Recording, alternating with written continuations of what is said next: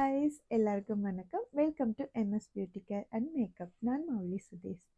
இன்றைக்கி ஒரு traditional look தான் பார்க்க போகிறோம். ஸோ ஏற்கனவே என்னிட்ட சில பேர் வந்து சாரீ ட்ரெப்பிங்ஸ் தொடர்ந்து கேட்டதால் ஸ்பெஷலி ஒருத்தவங்க வந்து சாஃப்ட் சில்க் சாரீ ட்ரெப்பிங் வந்து கேட்டிருக்காங்க. ஸோ நான் இன்றைக்கி வந்து சாஃப்ட் சில்க் சாரீ வேர் பண்ணியிருக்கிறேன். அவங்களுக்காக இன்றைக்கி இந்த ஹேங்கிங் மெத்தடில் நிறைய பேருக்கு பார்த்தீங்கன்னு சொன்னால் ஹேங்கிங் வந்து ஹோல்ட் பண்ணுறது கஷ்டமாக இருக்கும்.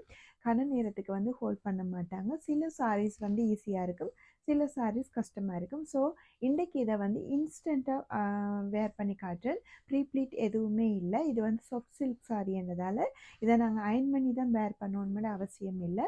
உடனேவே நாங்கள் வந்து நார்மலாக வேர் பண்ணி கொள்ளலாம். அதோட ஹேங்கிங் டிப்ஸும் வந்து சொல்லித்தரேன். லாங் டேர்முக்கு நீங்கள் வந்து ஹேங்கிங் அப்படியே ஹோல்ட் பண்ணி வச்சுக்கொள்கிறதுக்கு. ஸோ இந்த லுக் தான் இன்றைக்கி பார்க்க போகிறோம். இப்போ நாங்கள் வீடியோவுக்கு போகலாம்.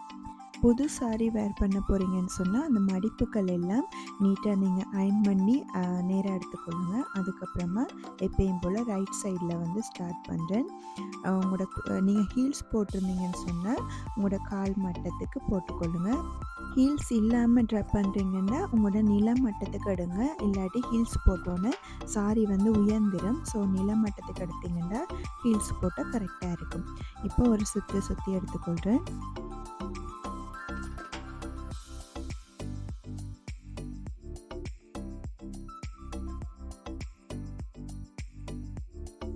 ஹேங்கிங்கை பொறுத்தளவுக்கு நீங்கள் வந்து ஹேங்கிங் ஏரியாவை வந்து நீளமாக விடக்கூடாது, ஷார்ட்டாக தான் விடணும். அதாவது உங்களோட குதிக்காலுக்கு வந்து இழுத்து விடக்கூடாது. என்ன சொன்னால் கீழே வர்ற உங்களோட கையில் ஹோல்ட் ஆகிற இந்த துண்டு வந்து உங்களுக்கு இப்போ வந்து நிலத்தில் தேய்ச்சி கொண்டு போகும். ஸோ நீங்கள் வந்து அளவை கொஞ்சம் மேலே எடுத்தீங்கன்னு சொன்னால் நீங்கள் ஹேங் பண்ணும்போது உங்களுக்கு கரெக்டாக இருக்கும். இப்போ சைட் ஹிப் வந்து ஃபிக்ஸ் பண்ணுறேன். இந்த மாதிரி நல்லா இழுத்து உங்களோட ப்ரெஸ்ட் ஏரியாவுக்கு நல்லா டைட் பண்ணிக்கொண்டு இதை வந்து இழுத்து நீங்கள் குட்டி குட்டியாக ப்ளீட்ஸ் எடுத்துக்கொள்ளலாம். 2-3 ப்ளீட்ஸ் எடுக்கலாம். உங்களோட சாரியோட நிலத்தில் லென்த்தை பார்த்துட்டு எடுக்கணும். நிலத்துலேருந்து தூக்கப்படக்கூடாது. கரெக்டாக உங்களோட கால் மட்டத்துக்கு இருக்கிற மாதிரி 2-3 ப்ளீட்ஸ் நீங்கள் எடுத்துக்கொள்ளணும்.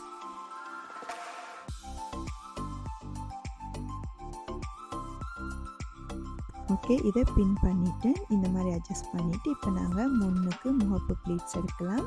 இது நான் ஏற்கனவே சொல்லியிருக்கிறேன், நல்ல ஃபேட்டானவங்களாக இருந்தீங்கன்னு சொன்னால் உங்களுக்கு இந்த ப்ளீட்ஸ் குறைவாக வரும். நீங்கள் முளம் கூடின சாரி யூஸ் பண்ணணும். அப்படி இல்லைன்னு சொன்னால் ப்ளீட்ஸை கொஞ்சம் சின்னதாக எடுத்துட்டிங்கன்னா உங்களுக்கு ஒரு 4-5 ப்ளீட்ஸ் கிடைக்கும். ஸ்லிம்மாக இருந்தீங்கன்னு சொன்னால் அதிகமாக ப்ளீட்ஸ் வந்தாலும் நல்லா இருக்காது. ஸோ கொஞ்சம் பெரிய ப்ளீட்ஸ் எடுத்திங்கன்னா கரெக்டாக இருக்கும். இப்போ இதை பின் பண்ணிவிட்டு செருகிறேன். நீங்கள் பிகினராக இருந்தீங்கன்னு சொன்னால் அதிகமாக இந்த மாதிரி சாஃப்ட் சில்க் சாரியே வந்து ட்ரை பண்ணுங்கள், இல்லை நைலோன் பேஸ்ட் சாரீ ட்ரை பண்ணுங்கள். என்று சொன்னால் பழகிறதுக்கு இது வந்து ஈஸியாக இருக்கும். மடமடப்பான சாரிகள் வந்து அயன் பண்ணாமல் வேர் பண்ணும்போது உங்களுக்கு அதை வந்து கேரி பண்ணுறது கஷ்டமாக இருக்கும். ஸோ சாஃப்டான சாரீனை நீங்கள் கையாலே இந்த மாதிரி அட்ஜஸ்ட் பண்ணி நீட்டாக அழகாக உடுத்தி கொள்ளலாம். கன நேரத்துக்கு ப்ளீட்ஸும் அப்படி நல்லா ஹேங்கிங்காக நிற்கும். உங்களுக்கு வந்து மடமடப்பு தன்மை இருக்காது.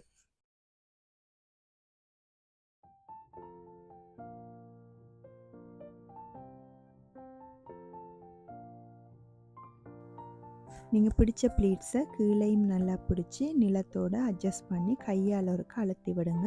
அப்போ அந்த ஷேப் வந்து கரெக்டாக நீட்டாக இருக்கும். இப்போ ஷோல்டரை வந்து அட்ஜஸ்ட் பண்ணுறேன். நல்லா இழுத்து என் கம்ஃபர்டபுளுக்கு ஏற்ற மாதிரி நான் ஃபிக்ஸ் பண்ணிக்கொள்கிறேன். இந்த மாதிரி ஷோல்டர் பின் பண்ணும்போது பின்னுக்கும் சாரி ப்ளவுஸில் நீங்கள் வந்து இன்னொரு பின் பண்ணணும். உங்களோட ஹேங்கிங் பீஸை வந்து எடுத்து பின்னுக்கு ஒரு பின் பண்ணுங்கள். நான் உங்களுக்கு காட்டுறேங்கண்டு. அடுத்தது இந்த மாதிரி ஹேங் பண்ண கஷ்டமாக இருந்தால் கீழே இருந்து கொஞ்சம் ப்ளீட்ஸ் அப்படியே மேலே உயர்த்தி உங்களோட சாரி ப்ளவுஸுண்ட கீழ்ப்பகுதியில் வந்து நீங்கள் பின் பண்ணிக்கொள்ளலாம். இப்போ நார்மலாக இந்த மாதிரி தான் நாங்கள் ஹேங் பண்ணுவோம்.